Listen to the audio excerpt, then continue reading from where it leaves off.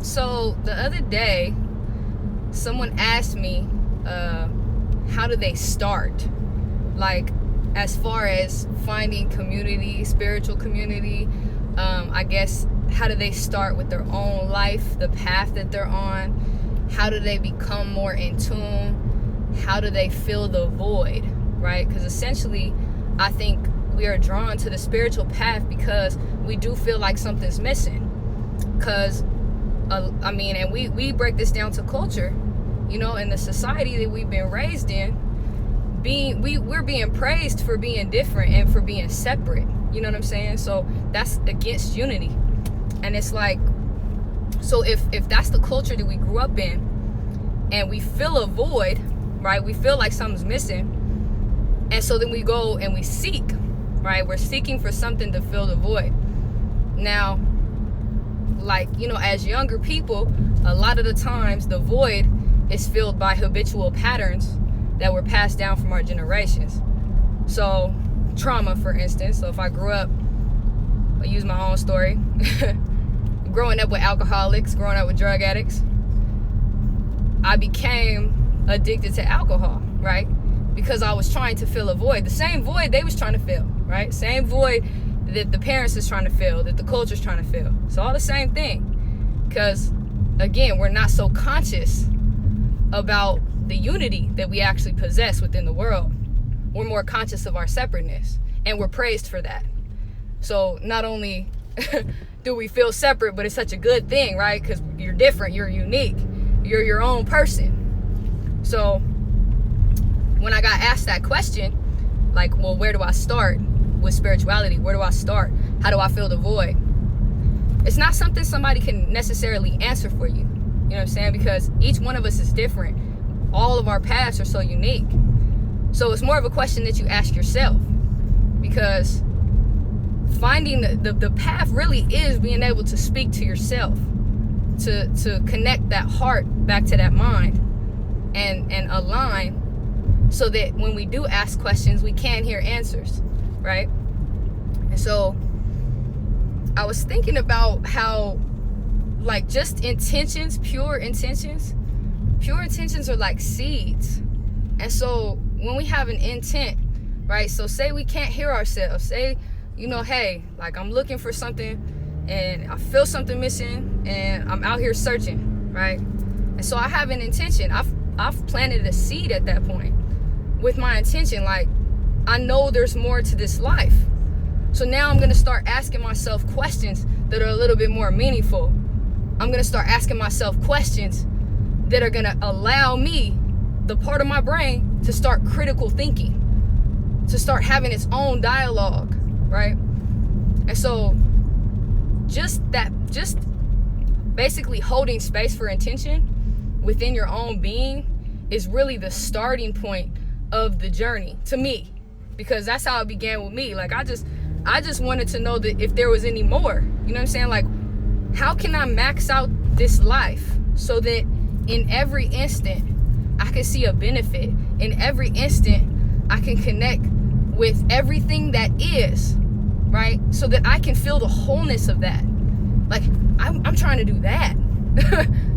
Because, like, how if everything is infinite, if everything is boundless, if everything is timeless, then why wouldn't I want to experience that any way that I could with my limited perception? But expanding the perception allows for more of that feeling, and that feeling feels so good because as the pendulum swings, so all of our darkest moments, all of our pain, all of our trauma, anything that we went through to cause a heartbreak, allows us to on the other side of it to experience such highs. And so it had me thinking the other day, like, when you really look at your life and you look at, like, the amount of things that went wrong, because we tend to do that, right? We tend to be able to connect to the things that went wrong versus the things that went right.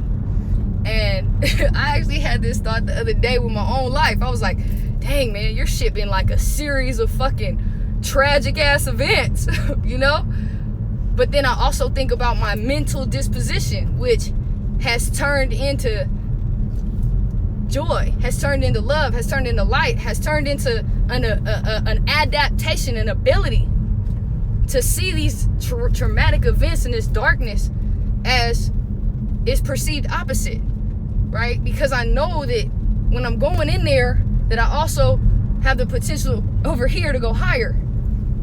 And so it's like,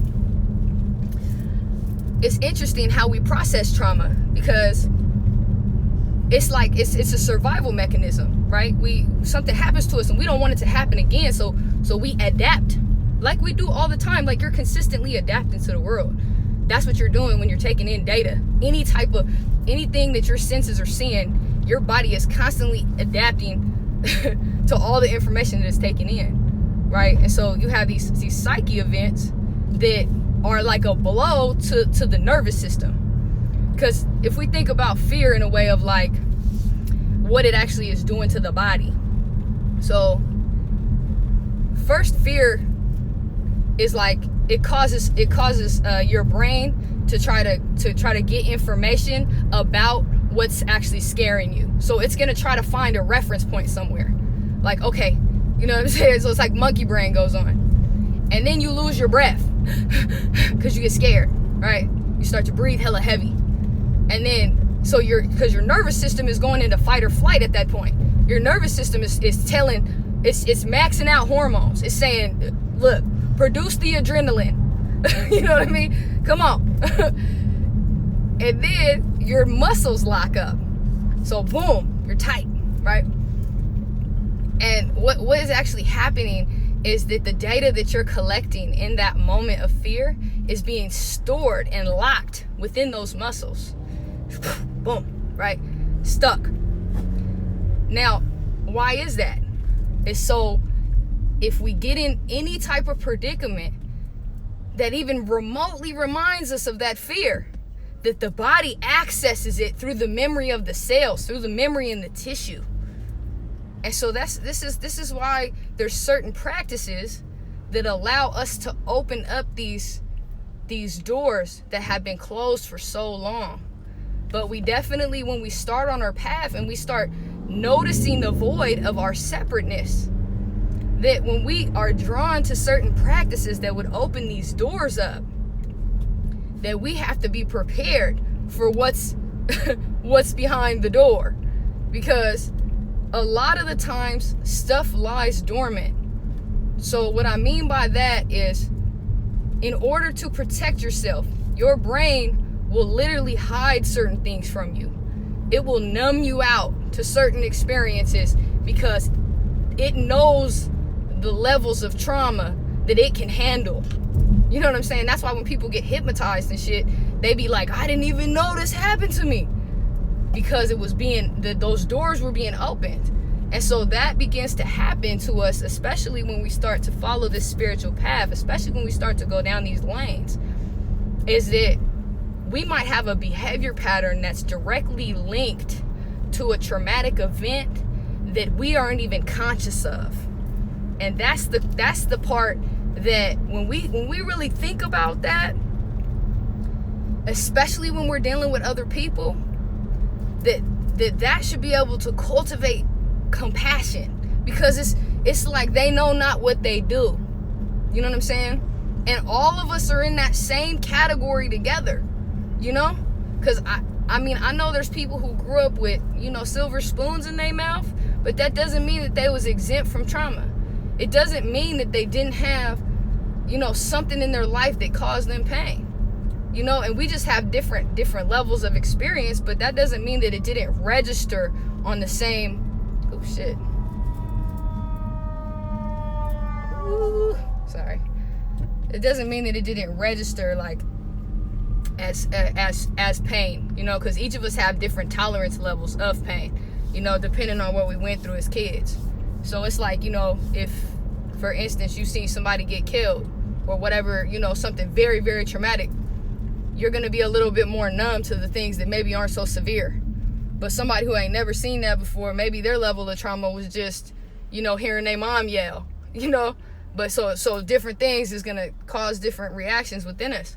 But that doesn't mean that the pain can't be scaled, you know what I mean? And so it just had me thinking about, like, the responsibility we have with each other, and the compassion that we really should be treating each other with, knowing the information that we know when it comes down to unconscious patterns that your body adapted to save you. You know what I mean? Like, your body is that smart. It's like we get in our own heads thinking that we know everything, but really the body is much more advanced. the body is like connected to the subconscious in a way where it's processing information thousands and thousands of times faster. It's my mouth, everything that's coming out of my mouth right now is literally, there's more actions coming from my body, my nervous system, you know, telling my mouth to speak than there is actual conscious thought connected to it. So it's just, I mean, how amazing is that, you know? Anyway, so that's all I was thinking, because I was just like, you know, throughout my life, everything that I've been through, like the story that has been created, you know, the experiences that I endured, you know, like, and when I look at it now, there's people who probably went through a lot more than I have, you know, but I definitely, you know, been hit a few times.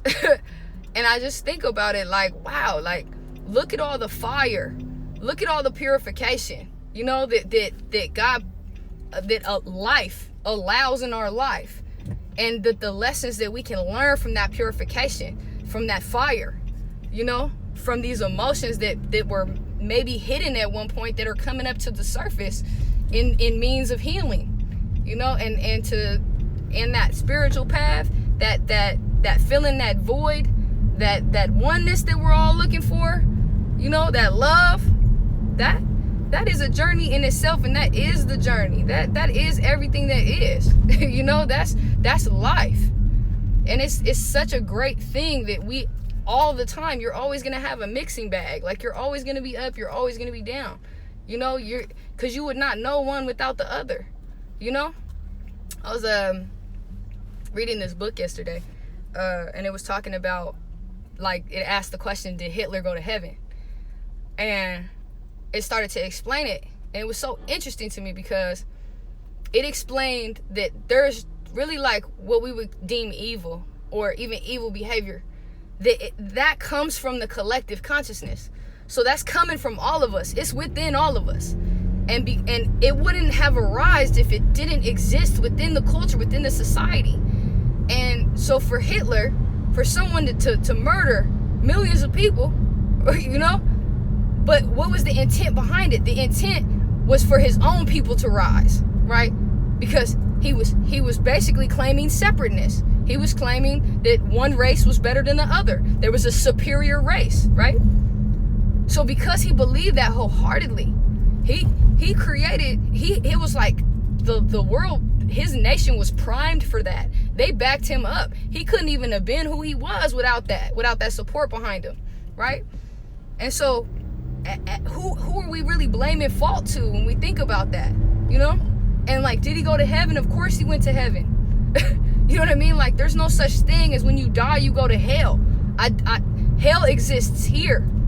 If we're talking about the oneness, then that encompasses heaven and hell. So when you leave and you go back to the oneness, you're not going into hell. Hell only exists in this paradigm. It only exists here. Hell is a mind state. Hell is bars on your mental, you know, and a lot of us experience hell and don't even know we in hell until we start to take that journey of opening up those doors. That a lot of the times we don't know what the fuck's locked behind there, you know, and it's just crazy. Like, I don't even know why my mind goes to this stuff, but the things that I be going through sometimes, I be like, dang, really trying to figure them out, really trying to see where I stand, and really trying to be accountable for who I am. And I think that's important too in society and within our own lives. Is like, do you recognize who you are? You know what I'm saying? Do you see? How do you see yourself? Are you holding that vision? Are you accountable for that vision of who you are? Because you know who you are. You know what I'm saying? When you ask this question in here about your heart, who am I? What am I here to do? Oh yeah, you'll get an answer. But are you accountable for that answer? You know what I'm saying? Do you have the discipline to walk that path, to walk in who you are? Because you low-key kind of got to kick your own ass. you know, when you're holding yourself accountable for things. But then at the same time, you got to be ever so gentle. And what a balance of life is that? You know what I mean? That I'm so fragile that I need so much care. But at the same time, when I'm slacking, I got to be able to kick my own ass. You're literally a really good parent to yourself if you think about it. You know what I mean? Like, you really got to step up and be your own mom and dad. What are y'all talking about? Sorry. Oh, thank you. I do save some of them. I've been thinking about that. I don't know. Like, if anybody else relates to this, like, I feel like I'm the type of person where, like, I want things to be perfect, and I see, like, the grander vision, and I'm sure it's just the artist in me, but it's like I hate doing shit on like a low scale. You know what I'm saying? Like, I want to make that shit magnificent. I want to make it so it's just like, whoa, like you see it and you just get whoa, I ain't seen that before. But I know that's my own, like, you know, that perfectionism, you know, that trying to make everything, you know, prime ground, fertile ground for those seeds to be planted and grown. But it's like, we got to remember that the roast can come out the concrete. It don't fucking matter. You know what I mean? Like, nature will make a way. And so will we. You know, that one of the things I love the most when I'm in LA is you see there's sidewalks out here that, like, trees are planted. They fucked up. They planted the trees right on the fucking sidewalk right next to the road. Like, the tree wasn't about to get bigger.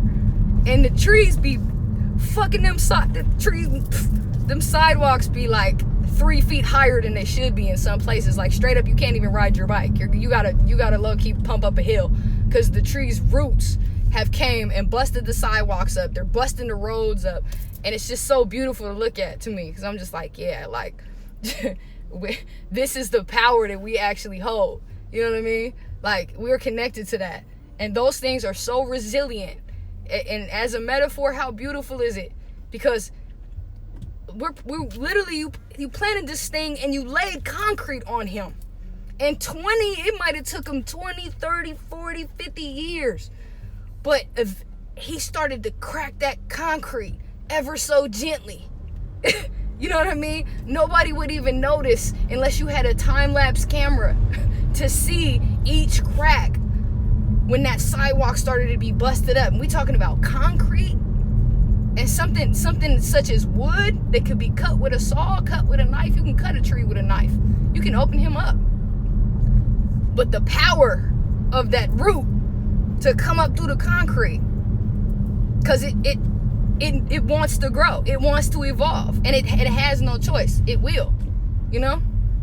It's so cool to me. I love trees just for that reason. Obsession.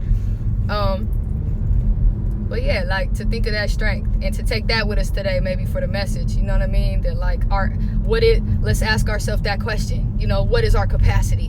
What is our capacity as human beings? What is the capacity of our heart? How much compassion can we hold? How much compassion can we act in? Because just knowing something and knowing information and retaining, that shit don't mean nothing unless you can use it. And a lot of us are in that stage where we're soaking information, and that information is validating something within us. But until we're able to be faced with situations that are fucked off and use that information, it's really useless. And so it's like, and I mean, I hate to sound negative about it, but at the same time, it is what it is. Like, you become a master when you can use the information that you've learned. So to know and not to do is not to know, you know?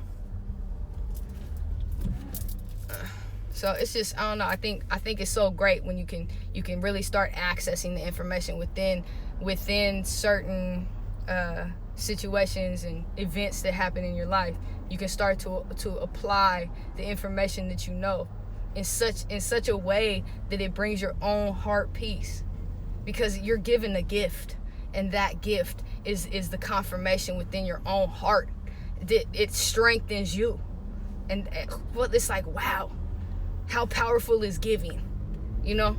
Let me give of myself every day so that I can confirm my power, so that I can live in that, you know?